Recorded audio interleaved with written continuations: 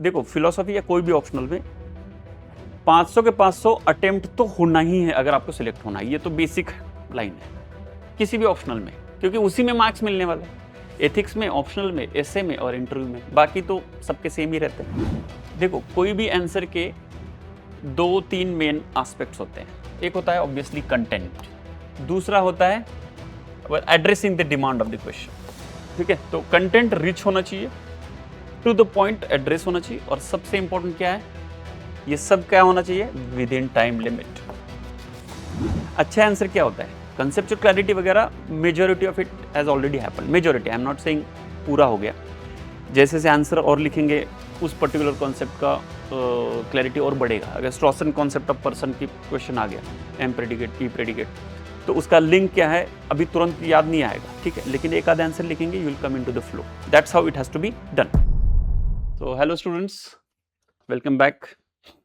Now this is a new program that we are coming up with for the people who are going for the mains this time with the philosophy optional. So this is philosophy quality enrichment program.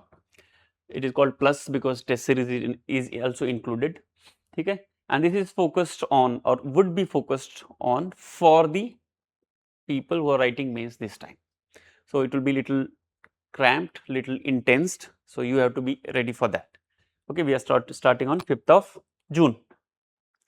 The class language will be English. Now it will be English in between Hindi also, वो कोई इतना issue नहीं है, but now because you are going for the mains in just around 80 days, ज़्यादा Hindi is not good. Foundation के समय it's okay, so I generally do not prefer that way, and obviously material and all notes, answers, everything will be in English. So generally foundation में तो हमारा English चलता रहता है because understanding buildup करनी है.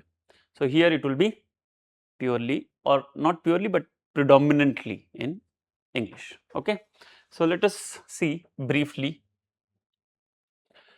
now the basic question as to why it is necessary. It is absolutely necessary, okay, because you need to understand very interesting and very important point.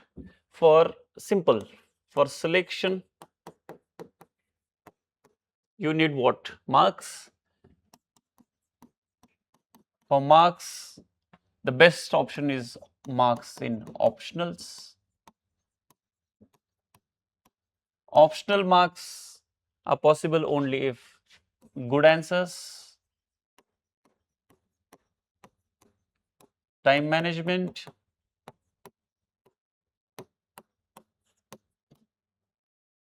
okay, to the point writing,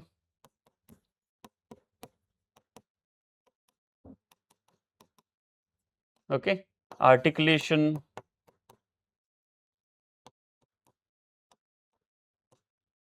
precise usage of term, okay, बहुत सारे ऐसे issues हैं and इसी से आते हैं marks. Basically marks मतलब कोई वो, it has nothing to do with destiny और एनीथिंग. व्हाटएवर आपका जो पेपर होता है, that is the only window, you know, to your marksheet for the evaluator. Evaluator को और कोई पता नहीं है, आप रमेश है, सुरेश है, कोई फर्क नहीं पड़ता. एंड ये कैसे होगा, देखो कोई भी आंसर के 2-3 मेन एस्पेक्ट्स होते हैं. एक होता है ऑब्वियसली कंटेंट, कि आपका टॉपिक के हिसाब से आपका मेमोरी में क्या क्या है. दूसरा होता है demand of the, addressing the demand of the question, okay, or you can say addressing precise demand.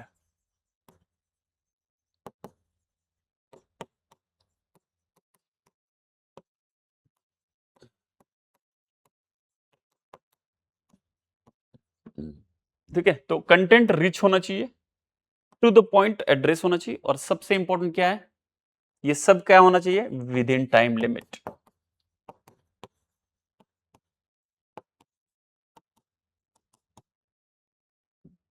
तो यही होता है एक अच्छा answer is this content.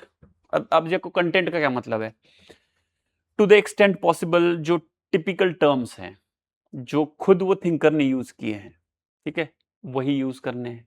Logical construction, okay, mental image, rational idea, okay, logical analysis, वो वही वहां पे रैशनल एनालिसिस नहीं बोलना है, अगर रसेल की बात हो रही है तो लॉजिकल एनालिसिस बोलना है। सो वो टर्म्स के लिए that is what content along with all other things that we know, concepts and all, उनके टर्म्स क्या है। जो पूछा गया कंटेंट पता है, पूछा कुछ गया है और आप कुछ और लिख रहे हैं, ठीक है। Evaluate plateaus theory of ideas, और आप क्या लिख रहे हैं, ये रही थ्योरी। इवेल्युएट करना है, थ्योरी तो लिखनी है, but what are the aspects of it, like it is, you know, monotheistic, either it is polytheistic, I mean monistic, polyistic, pluralistic, I mean to say, or it is objective, subjective, you know, does it make Plato idealistic, realistic, rationalistic और empiricistic, ये होता है evaluation. हम लिखते हैं theory ऐसी और घर चले गए, फिर वो 3-4 मार्क्स आते हैं 10 में से, तो ये नहीं हो। और तीसरा, ये सब टाइम में होना चाहिए, और इन सभी के लिए एक ही ऑप्शन होता है, एंड लिटरली अभी तो एक ही ऑप्शन है, जो अभी 80 दिन बचे, answer writing. You have to yourself write answers.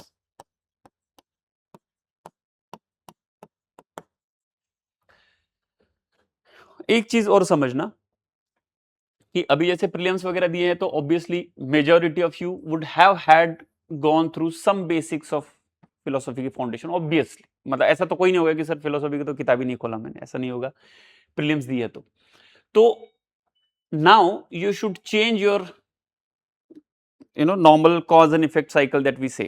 Normally what do we do कि रिवीजन करेंगे और उसके बाद आंसर राइटिंग करेंगे।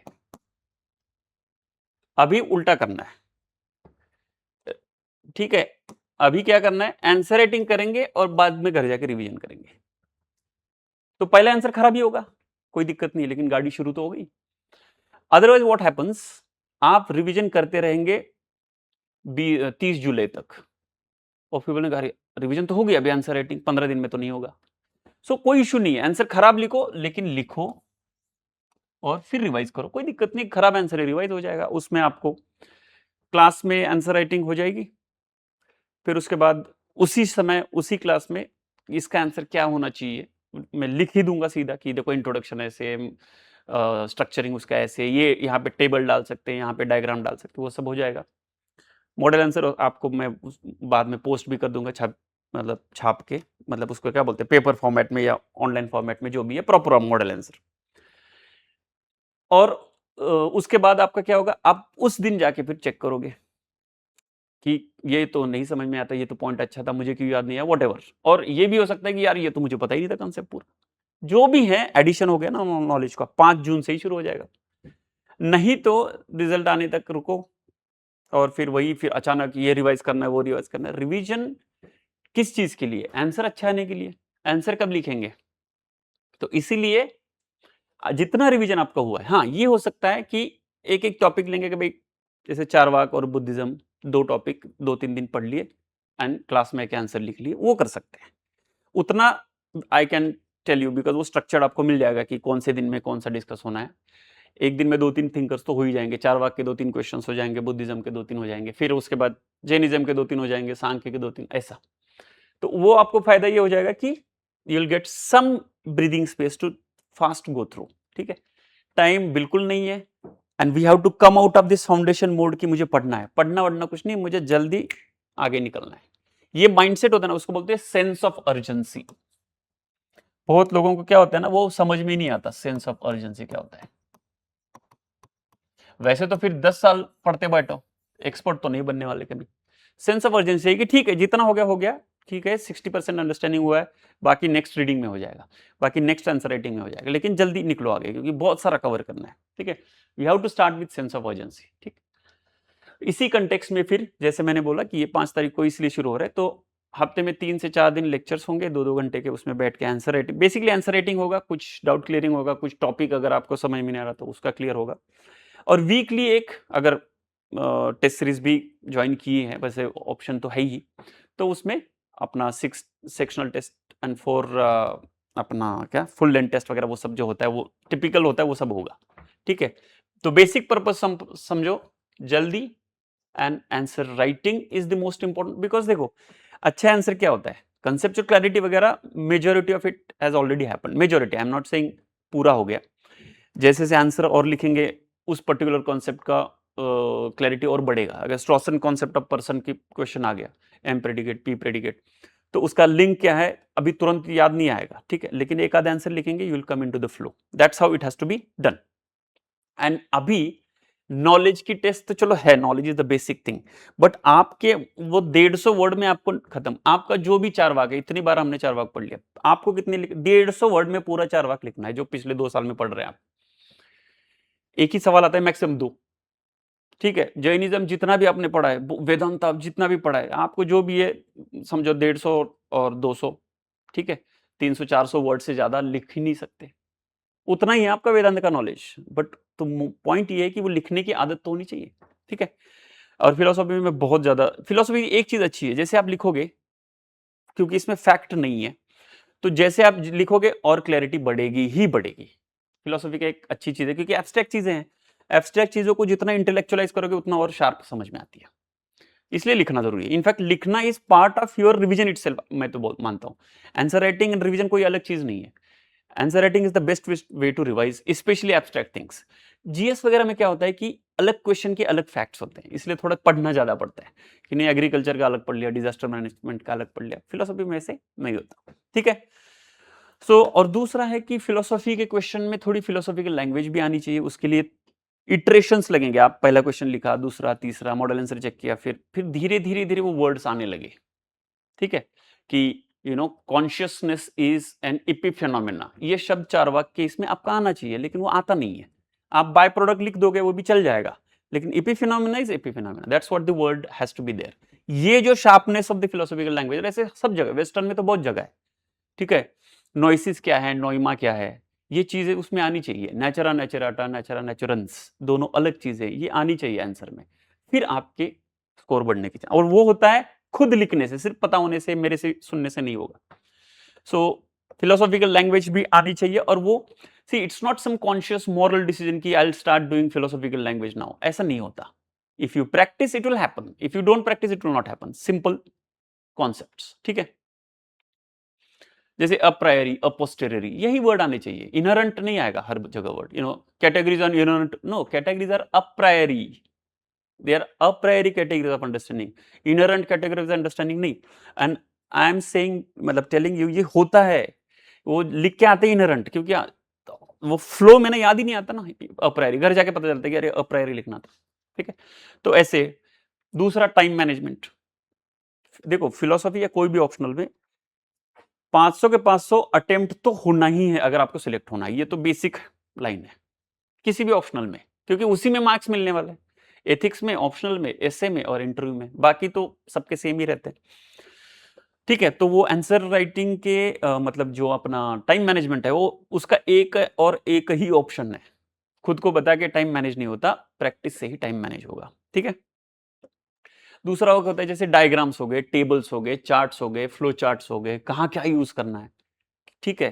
कुछ पिक्टोरियल रिप्रेजेंटेशन करके निकलना है आगे, टेबल बना के निकलना है आगे, कुछ रेडियल डायग्राम बना के निकलना है, ये सब उस समय डिसाइड नहीं होता है वंस, बिकॉज आपने सुना होगा टॉपर से भी, if you start writing you don't have time to think other than the flow that is mind is given you. Mind का थिंकिंग फ्लो चलता है, उसके रुक के थोड़ा सोच के वो सब नहीं होता, you just keep writing. But वो इसलिए वो आपके राइटिंग के इनरेंट एस्पेक्ट में, हैबिट में आ जाए तो ही वो पेपर में आएगा, नहीं तो नहीं आएगा। नहीं तो घर आके पता चलता है कि अरे इसको तो ऐसा डायग्राम कर सकता था मैं, वैसा, इससे कोई फायदा नहीं है, ठीक है। तो ये जो चीज है वो आंसर राइटिंग से ही आएगी, ठीक है। फिर जो हमारे मिस्टेक्स होते हैं कॉमन, कि क्या मेरी मिस्टेक होती है, स्पेलिंग में भी हो कभी मिस्टेक, तो वो भी निकल के आते हैं कि मेरा ये स्पेलिंग हमेशा गलत होता है, कोई भी छोटी छोटी चीजें भी होती है। फिर वर्ड्स कभी कभी गलत जगह यूज करते हैं हम, उसका भी पता चलता है, ठीक है। सो पॉइंट ये है कि आंसर राइटिंग के अलावा कोई ऑप्शन नहीं है। एंड ये जो मिथ है ना कि हाँ, अगर आप पहले ही बार अभी फिलोसॉफी का किताब खोल रहे हो तो फिर आई अंडरस्टैंड कि आपको मतलब कुछ भी नहीं पता। अगर मैं रियलिटी शब्द पूछूं वो भी नहीं पता, सब्सटेंस का मतलब भी नहीं पता, सब्सटेंस एंड क्वालिटी का रिलेशन नहीं पता, तो फिर वो अलग बात है। लेकिन नहीं, थोड़ा थोड़ा पढ़ा है, थोड़ा थोड़ा पता है। If you give me 2 days I will finish Charvaka and Jainism, if you give me 2 days I will finish Wittgenstein. जितना हो सके फिनिश करो और शुरू करो, ठीक है। तो इसीलिए आंसर राइटिंग बहुत ज्यादा इंपॉर्टेंट है। और आई एम टेलिंग यू, आपके नॉलेज को एक सब्सटेंशियल बूस्ट मिल सकता है। नॉलेज इतना है तो भी मार्क्स इतने आएंगे, नॉलेज इतना है तो भी मार्क्स उतनी आएंगे अगर आंसर राइटिंग में फर्क रहा। आंसर राइटिंग ज्यादा है तो मार्क्स सीधा एक्सपोनेंशियली मल्टीप्लाई होंगे। ठीक है, तो ये वो कोर्स है, मैंने आपको ब्रीफली बताया। 30 के आसपास लाइव सेशंस होंगे जिसमें आप बैठ के, उसको लॉस बोलते हैं, लाइव आंसर राइटिंग सेशंस। मैं इधर ही रहूंगा, आप सामने बैठ के, I mean most likely online लिखोगे और फिर उसके बाद मेरा आंसर डिस्कस होगा, फिर आपको मॉडल आंसर भी मिल जाएगा। आपको कुछ कुछ जैसे मैंने बोला ना, ये कुछ एडवांस कॉन्सेप्ट्स भी होते हैं, जैसे मैंने कंपैरेटिव चीजें हो गई, डायग्रामिकल कुछ रिप्रेजेंटेशन हो गया, टेबल्स कुछ हो गए, कुछ और भी एस्पेक्ट्स हो गए जो हो सकता है कि हमारे फाउंडेशन के नोट्स में इधर उधर ना हो, वो आपको मैं एक्स्ट्रा फाउंडेशन के नोट्स तो नहीं दूंगा, कोई आप पढ़ोगे भी नहीं, कोई पढ़ना भी नहीं चाहिए। एडवांस कुछ हो जो मुझे लगता है, कुछ क्वेश्चंस, कुछ पॉइंट्स, तो वो वहाँ पे जैसे भी जो जो लेक्चर होंगे उसके हिसाब से उस टॉपिक पे आपको जितना भी मैं दे सकता हूँ दूंगा। टेस्ट सीरीज वगैरह तो वो सेम ही है, टेस्ट होंगे, फिर कॉपी इवैल्यूएशन होगा, फिर टेस्ट डिस्कशन होगा। मेंटरशिप वो तो है ही, जिस जैसे जैसे अवेलेबिलिटी है मेंटरशिप ऐसे, एक्चुअली ये बाद में ज़्यादा काम आता है, स्पेशली 15 जुलाई के बाद इसका ज़्यादा काम आता है, क्योंकि आपको भी अभी समझ में आ रहा है कि आप कहाँ हो, और मैं कुछ भी बोलूँ यू विल इमीडिएटली अंडरस्टैंड कि मैं बोल क्या रहा हूँ। It helps. एंड ये वीकली स्ट्रक्चर पूरा एकदम, मतलब शेड्यूल पूरा स्ट्रक्चर्ड वगैरह होगा, तो उसकी कोई चिंता नहीं है। ठीक है, तो ये कोर्स हैं। आई genuinely hope that people who want to take benefit of this certainly should look into it as to what it is। इसके फर्दर भी कुछ जानकारी चाहिए तो आप एडमिन में सारथी के बात कर सकते हैं। ठीक है, so that's all I wanted to communicate to you. This is some 11,000 something something, वो आप एडमिन पे बात कर लीजिए, ये तो मेरी फॉर्मल रिस्पॉन्सिबिलिटी थी। ठीक है, सो जो सोच रहे हैं, और इवन इफ आपको लग रहा है कि पता नहीं सर रिजल्ट क्या आएगा, अटेम्प्ट तो दोगे ही, घर में बैठ के क्या करेंगे। ठीक है, तो answer writing is the best way to do it. और मैं हमेशा ये बोलता हूँ कि, और ये मैंने खुद किया था 2010 में जब पहली प्रीलिम्स नहीं निकली थी, कि I continued along with my roommate, उसका फिलोसॉफी ऑप्शनल था, जिसकी प्रीलिम्स निकली थी, and I studied along with him, and वो पेपर दे के आ रहा, दूसरे दिन में मैं घर में पेपर बैठ के लिखा था उसी मेंस में। उसका इतना फायदा हुआ क्योंकि फिर नेक्स्ट में प्रीलिम्स भी हो गई, मेंस भी हो गए, सिलेक्शन भी हो गया, तो वो फायदा हो जाता है। तो why to waste time, just matter of 3 months. You assume that मेरी मेंस है, जो भी मेरे हिसाब से 25-26 तारीख जो भी है, 28 तारीख को कोई फिलोसॉफी का पेपर होगा, 27-28 ऑप्शनल, आप उसी तरीके से तैयारी करो। आप देखना the intensity of your preparation would be much higher than otherwise. आप सोचे कि नहीं मेरा तो नहीं हो रहा है, मतलब रिजल्ट के बाद की बात कर रहा हूं मैं, अगर नहीं हुआ तो भी। ठीक है, तो answer writing is the only best way. ठीक है, चलिए फिर, thank you very much and hope to see you in to the class.